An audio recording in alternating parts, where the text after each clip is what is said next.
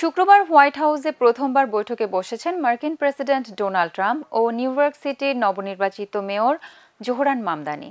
রাজনৈতিক বিরোধ থাকলেও আলোচনাকে ফলপ্রসূ ও সৌহার্দ্যপূর্ণ বলছেন দুজনই। ট্রাম্প জানান, নিউ ইয়র্কে আরও বসবাসযোগ্য করতে তারা দুজনই প্রতিশ্রুতিবদ্ধ।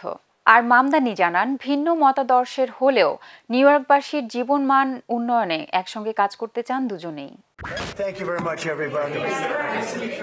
শুক্রবার পুরো বিশ্বের নজর ছিল ওয়াশিংটনে হোয়াইট হাউসের দিকে।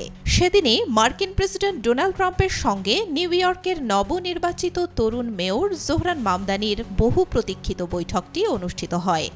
অতীতের টানাপোড়েন পেছনে ফেলে এই প্রথম মুখোমুখি বৈঠকে দুজন কোনো নতুন সৌহার্দ্যের বার্তা দেবেন নাকি আগের উত্তেজনা বজায় থাকবে তা নিয়ে কৌতূহল ছিল সবার মধ্যে।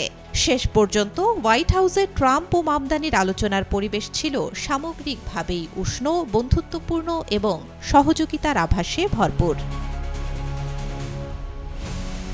ওভাল অফিসে বৈঠক শেষে সংবাদ মাধ্যমকে ট্রাম্প বলেন, তাদের দারুণ ও অর্থবহ আলোচনা হয়েছে। মামদানির অনেক ধারণাই তার সঙ্গে মিলে যায়। নিউ ইয়র্ক শহরকে আরও কর্মক্ষম ও বাসযোগ্য করতে তারা দুজনই প্রতিশ্রুতিবদ্ধ। তিনি আরও বলেন, মামদানি যত ভালো করবেন তিনি ততই খুশি হবেন।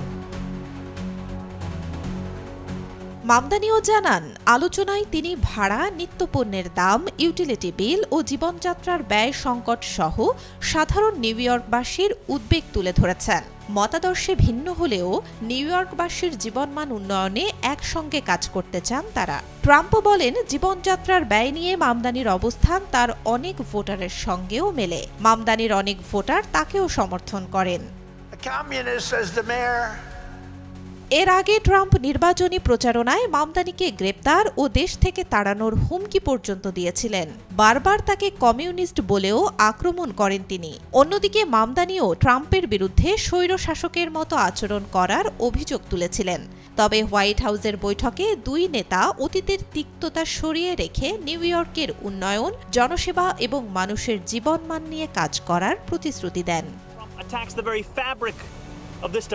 জোহরান মামদানি বাম ঘেঁষা ডেমোক্র্যাট।